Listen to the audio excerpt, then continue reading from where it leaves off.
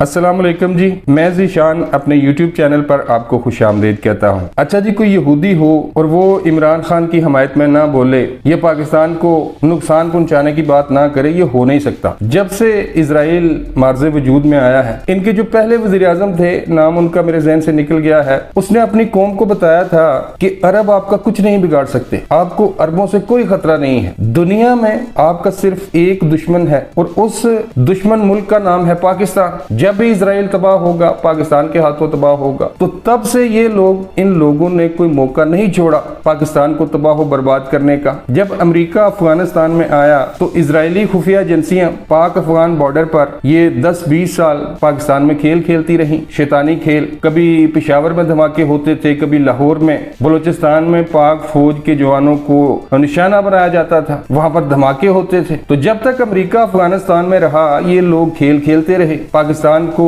तबाह बर्बाद करने की इन्होंने हर मुमकिन कोशिश की, लेकिन पाकिस्तानी आर्मी की वजह से ये ऐसा नहीं कर सके। और जब से अब अमेरिका अफगानिस्तान से निकला है, पिछले 20 साल से अफगानिस्तान में बैठकर ये फितने जो पाकिस्तान के खिलाफ शैतानी खेल खेल रहे थे, अब उस तरह इजाजत तो नहीं है, तालिबान आ चुके हैं। अगरचे अब भी टीटीपी वाले अफगानिस्तान में बैठकर पाकिस्तान के खिलाफ कार्रवाइयां करते हैं, लेकिन वो खुलखेड़ पहले वाली खुलखेड़ नहीं है। तो वहां से इनको नाकामी हुई, तो अब ये पाकिस्तान के अंदरूनी मामलात में मुदाखलत करना शुरू हो गए हैं, खुलकर सामने आ गए हैं, खुलकर इमरान खान की हमायत में ये लोग सामने आ गए हैं। कभी वो जो एक भगोड़ा है जिसके सर पर लाखों अफगान और इराकी अवाम का खून है, ज़ल्मे खलीलजाद, कभी वो इमरान खान के हक में बयान देता है कि नहीं जी, पाकिस्तान में इंसानी हकूक की बहुत खिलाफ वर्जियां हो रही हैं, इलेक्शन वक्त पर नहीं हो रहे, कभी वो पाकिस्तान के अंदरूनी मामलात में मुदाखलत करता है। और ये लोग मुदाखलत इसलिए कर रहे हैं कि ये लोग जानते हैं कि जो काम ये लोग नहीं कर पाए, अब इमरान खान के जरिए वो काम करवाएंगे। क्योंकि जब से ये फितना पाकिस्तान की सियासत में आया है, जब से इस फितने को पाकिस्तान पे मुसल्लत किया गया है इमरान खान न्याजी को, 10 साल अगर आप पीछे चले जाए तो पाकिस्तान के माशी हालात बिल्कुल ठीक थे। पाकिस्तान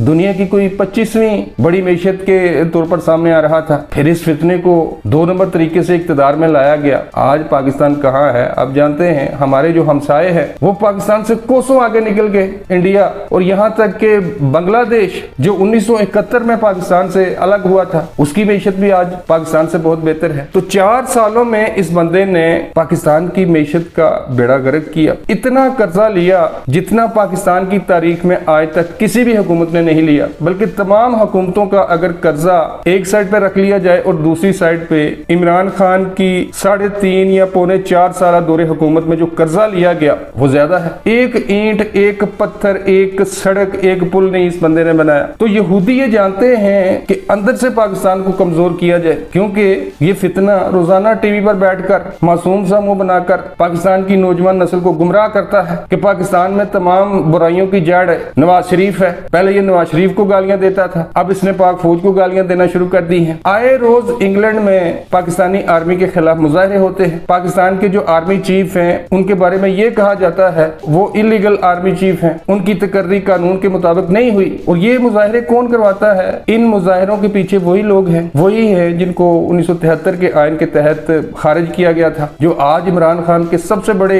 हमायती बने हुए हैं। वो पाकिस्तान के इदारों के खिलाफ, खास तौर पर पाकिस्तान आर्मी के खिलाफ जहर उगलते हैं। और यहूदियों का तो मैं आपको बता चुका हूं कि वो अजल से पाकिस्तान के वजूद के दुश्मन है, और इमरान खान से बेहतर चॉइस उनको नहीं मिलेगी पाकिस्तान में, जो इतने बेहतरीन तरीके से पाकिस्तान की मैशत को तबाह बर्बाद कर सकता है। तो पहले ज़ल्मे खलीलजाद ने पाकिस्तान के अंदरूनी मामलात में मुदाखलत की, अब एक और यहूदी सामने आ गया है, ब्रैड शर्मन। ये अमरीकी कांग्रेस का रुकन है। इसने अमरीकी वजीर दिफा एंटनी ब्लिंकन को एक खत लिखा है, एक लंबा चौड़ा खत है जिसमें पाकिस्तान के अंदरूनी मामलात में सरेआम मुदाखलत की गई है। जनाब कहते हैं, ब्रैड शर्मन कहते हैं कि पाकिस्तान में इंसानी हकूक की खिलाफ वर्जियां हो रही हैं, पाकिस्तान में बोलने की आजादी नहीं, पाकिस्तान में लोग जलसे जुलूस नहीं कर सकते। और अमरीकी इंतजामिया से इस बंदे ने, इस यहूदी ने, इसने ये कहा है कि पाकिस्तान पे प्रेशर डालें कि इमरान खान को इजाजत दी जाए, वो जलसे करे, जुलूस करे, इस्लामाबाद में आग लगाए या फिर जमान पार्क के सामने गुंडागर्दी करे,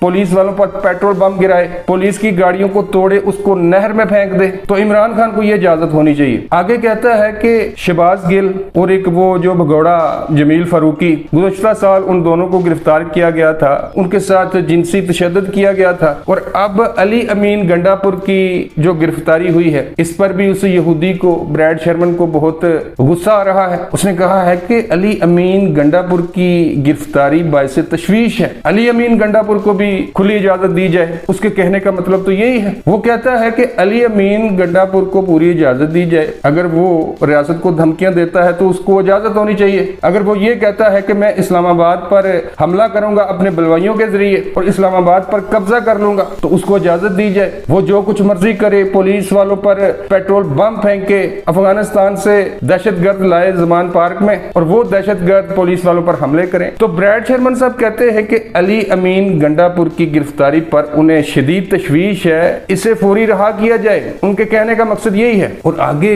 सुप्रीम कोर्ट के जो मामलात है उसमें भी मुदाखलत की गई है। उसने कहा है कि सुप्रीम कोर्ट ने जो फैसला दिया है उस फैसले की रोशनी में पाकिस्तान में जल्द से जल्द इंतखाबात करवाए जाएं। और जो सुप्रीम कोर्ट के पैनल ने फैसला दिया है वो बिल्कुल ठीक है, आयन और कानून के मुताबिक है। इतना आयन पाकिस्तान की अवाम नहीं जानती जितना शायद ये ब्रैड शर्मन यहूदी जानता है। और वजीर दाखिला के बयान का भी हवाला दिया कि राना सनाउल्लाह साहब ने इमरान खान को धमकी दी है रास्ते से हटाने की, तो अमेरिकी गवर्नमेंट को चाहिए कि वो पाकिस्तान पर प्रेशर डाले, ये पाकिस्तानी फौज पर प्रेशर डाले कि इमरान खान को इजाजत होनी चाहिए, जो कुछ वो करता है उसे करने दें, जैसे तैसे भी हो शहबाज शरीफ की हुकूमत को फारिग करें और इमरान खान को इख्तिदार में लाएं। इसके कहने का यही मकसद है ब्रैड शर्मन का। तो कहने का मकसद ये है कि भाई डॉक्टर इसरार साहब, हकीम सईद साहब, वो आज से 30 साल पहले उन्होंने कहा था कि ये यहूदियों का बंदा है, यहूदी इसे पाकिस्तान की सियासत में लाए हैं और इसके जरिए पाकिस्तान को तबाह बर्बाद करेंगे। आज आपके सामने है, खुलकर पाकिस्तान के अंदरूनी मामलात में मुदाखलत हो रही है। कभी ब्रैड शर्मन के जरिए पाकिस्तान के अंदरूनी मामलात में मुदाखलत की जाती है, कभी वो